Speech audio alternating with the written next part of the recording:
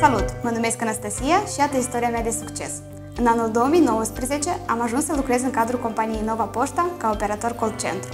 Pentru că îmi plăcea mereu să comunic cu oamenii și să rezolv întrebări aici și acum,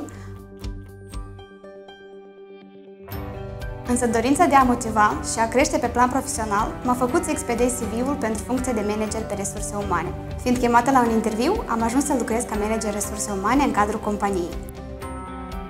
Abilitățile de comunicare pe care le-am dobândit în cadrul funcției de operator call centru m-au ajutat mult să închid peste 40 de funcții vacante în regiunile țării.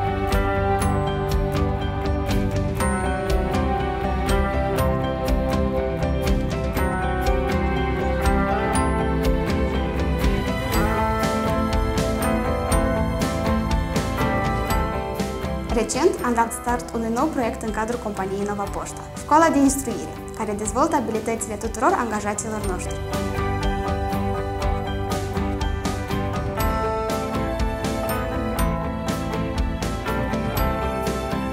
Iar tu, dacă vrei să evoluezi pe scara succesului, vină la noi, în echipa Nova Poșta!